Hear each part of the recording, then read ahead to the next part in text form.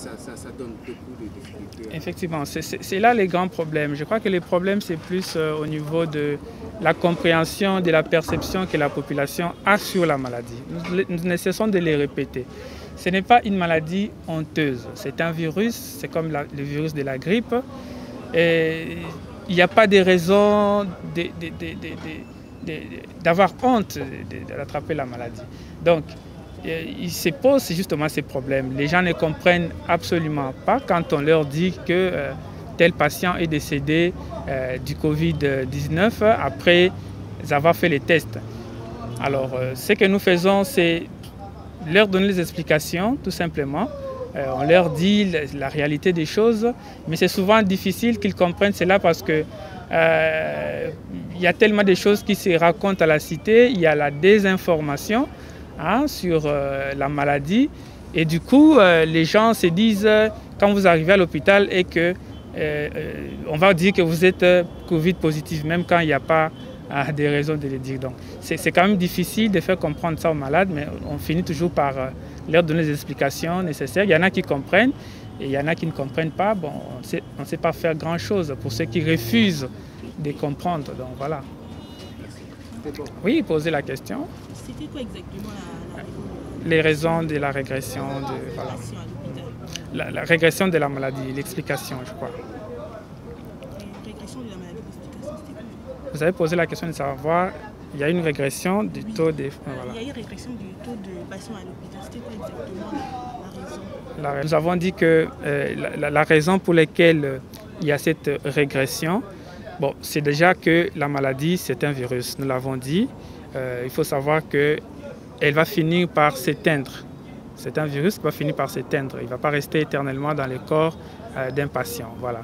Alors, donc, vu le temps que cela a pris, ça peut expliquer que les nombres de cas puissent régresser. Ça, c'est des 1, n'est-ce pas? Et l'autre raison, c'est qu'on s'est dit, est-ce que les malades ne viennent pas à l'hôpital tout simplement parce qu'ils ont peur qu'on leur diagnostique les Covid positifs chez eux? Parce que les gens considèrent que c'est une maladie honteuse alors qu'il n'en est rien. Tous ces deux facteurs peuvent expliquer que les taux de fréquentation des malades Covid positifs à l'hôpital soient en baisse. Donc voilà un peu comment je peux, de façon ramassée, répondre à cette question. Voilà.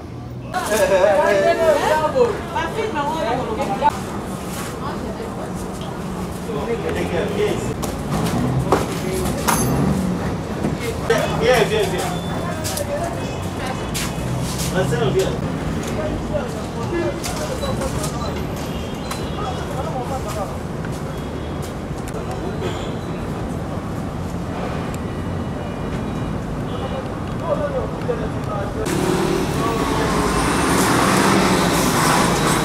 Oui, c'est Dr Moubiala Peter.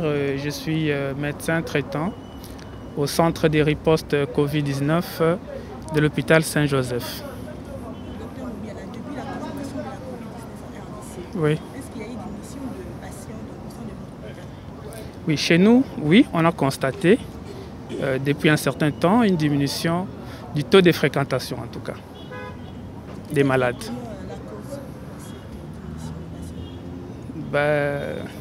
Nous pensons que, d'une part, il y a des malades justement qui ne veulent pas venir à l'hôpital parce que jusque-là, nous avons l'impression que les gens pensent que c'est une maladie honteuse alors qu'il n'en est rien.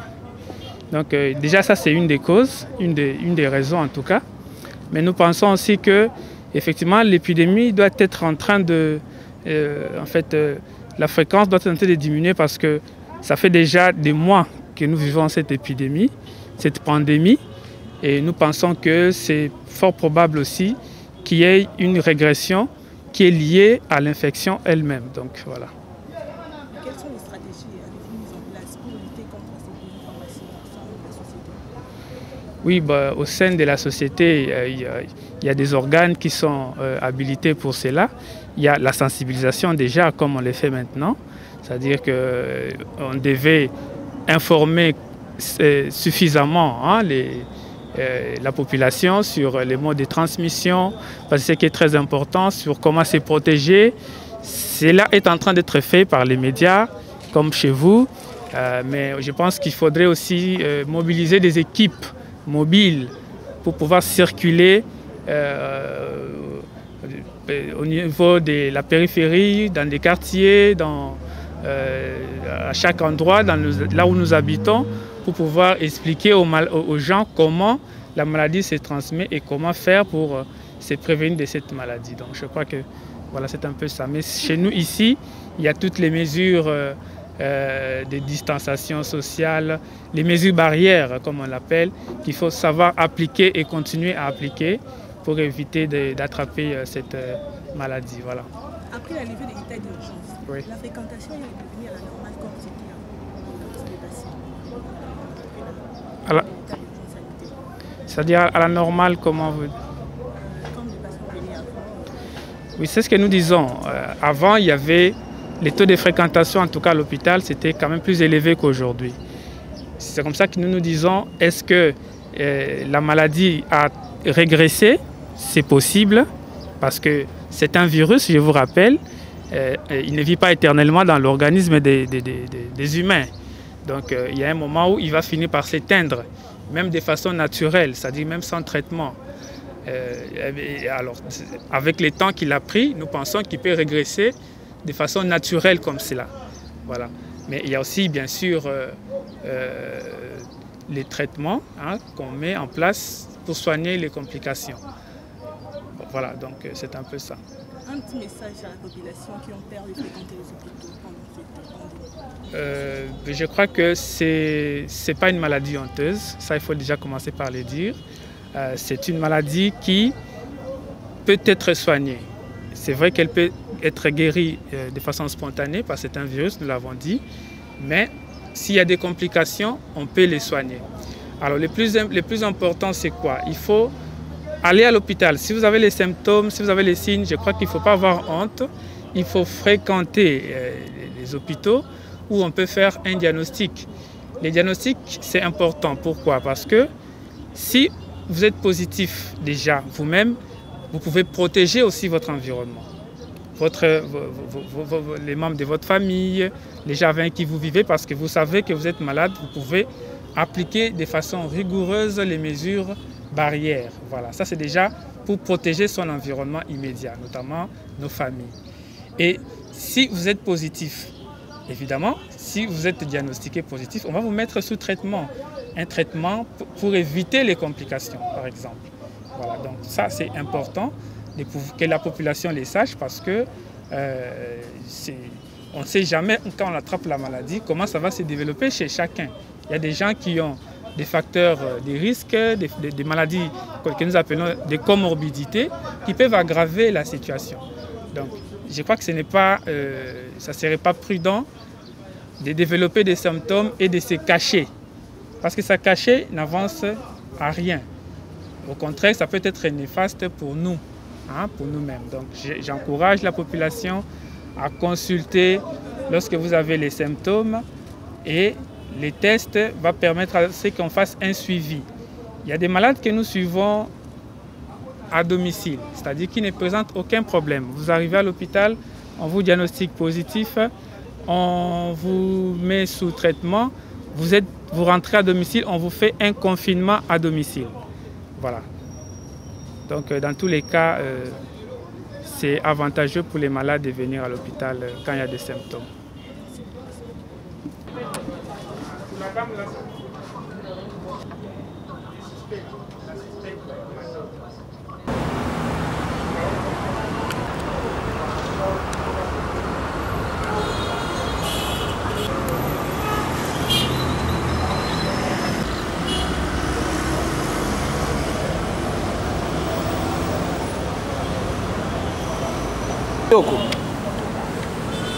À continuer.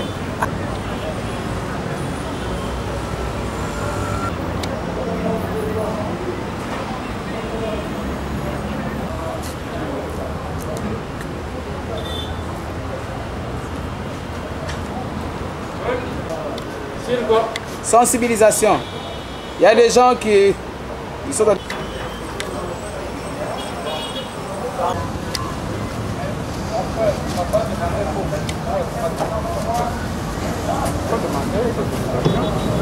Como lleva la peste que Gaston. Oui, je comprends. On m'a dit que c'est les zones rouges déjà. Bon, voilà, ici, c'est notre bureau de consultation. Oui, oui. C'est ici que nous consultons, nous recevons les malades. Oui, oui. Les malades en ambulatoire. Hein? Donc, vous pouvez vous limiter ici, parce que de l'autre côté, vous pouvez... Pas on qui mon anda côté. Ponga mon qui dans le somme. Ici que nous recevons tout le monde. Hein, en civil, tout le monde peut venir et s'asseoir. Et on les reçoit à l'intérieur. Ok? C'est bon même.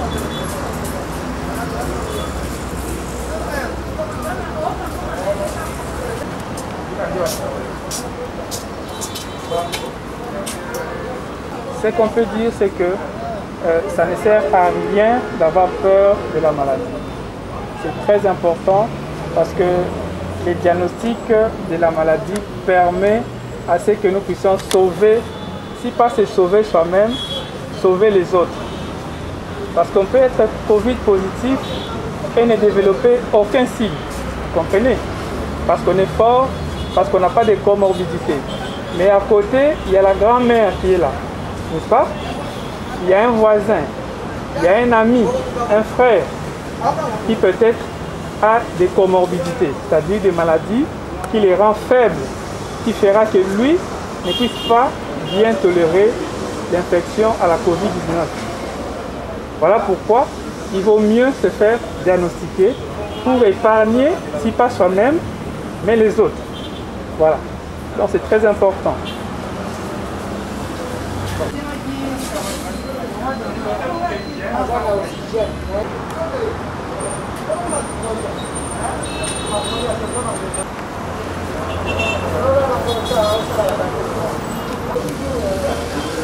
Il y a même des filles.